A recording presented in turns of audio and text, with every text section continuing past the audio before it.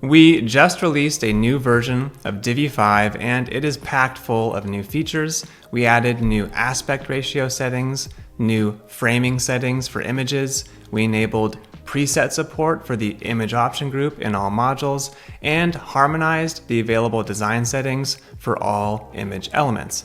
It's a great update, so let me jump in and give you the full tour.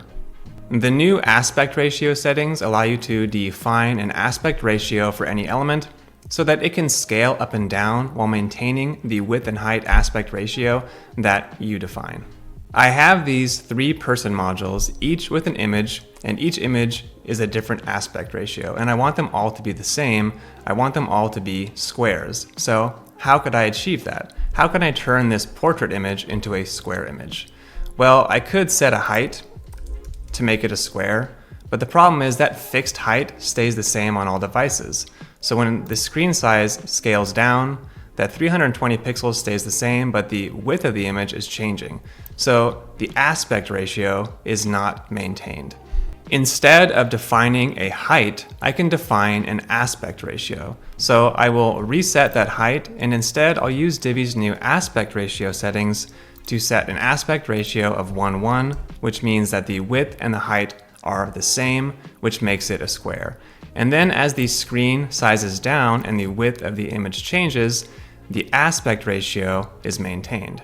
So now we have a square image, but the image is squished. The portrait image is getting squished to fill the 1:1 frame that I defined. But that's where Divi's new framing options come into play.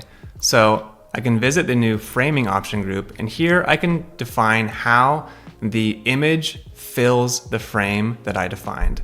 So if I set it to, for example, cover, well, now the image is going to expand proportionally to cover the available space. And then I can adjust the position of that image within the frame to focus on my subject matter. And now we have an image that looks just like this square image here, even though it started out as a portrait image. Next, we can do the same thing with the landscape image in that first person module. I'm going to copy these attributes and paste them on this module, and then reposition this woman in the center of the frame. And now we have 3 great looking headshots. Here is another quick example. I'm building a full width logo slider using the group carousel module, but the problem is that all of the logos provided by my client are different sizes and I need them to all be squares because this doesn't look great. So we can use the same technique we just used on those person modules. We will set the sizing aspect ratio to 1:1 and then set the object fit to cover, and now this logo looks great. It's a square and it's centered in the frame, and now we just need to do that for the rest of the images in this slider. And that is where our next new feature comes in, which is image presets. I don't have to go image by image and define the aspect ratio and framing. Instead, I can create a new image preset, and then anytime I want to make an image a square, I just assign the square image preset. So first I will create new preset from current styles. I'll call it square and save. And then I can jump over to this landscape image, for example, and apply that square preset, and it becomes a square, no additional work needed. And then I can make every image in this carousel a square by extending these attributes to the rest of the blurbs, and now they're all going to get that square image preset, and my slider looks great. The new framing settings are super useful anytime you want to take an image and make it conform to some new shape, even if it's a variable shape that you're not defining with aspect ratio. For example, I want this image to grow to fill this entire column and to look good no matter how big or small my menu is.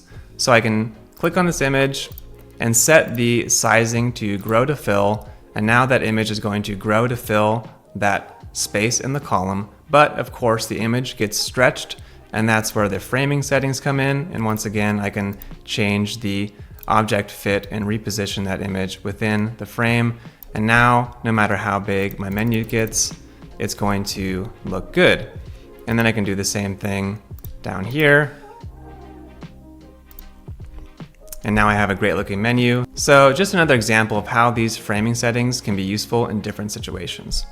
The new aspect ratio settings are useful for more than just images, and they are available for all modules. For example, I'm building this 3-column grid and I want to increase the height of the columns to reveal a gradient and background image in the bottom right corner. So how could I increase the height of the columns? Well, of course I could set a height. And now you can see this image I want to reveal here, but the problem is that as the screen sizes down, once again, the aspect ratio is not maintained and these columns are getting squished and they're too tall. And then on mobile, when things break down differently, the sizing is all off. So this is a great time to use aspect ratio. Instead of defining a fixed height, I can define an aspect ratio of 2:3 and then extend this to the rest of the columns. And now when I break down to smaller devices, the aspect ratio is maintained, that image is still in the right place, and even on mobile, everything looks good. Finally, as part of this update, we went through every single Divi module that has an image option group and harmonized the available settings and enabled composable settings, which means every single image and every single module has the same set, the full suite of Divi design options.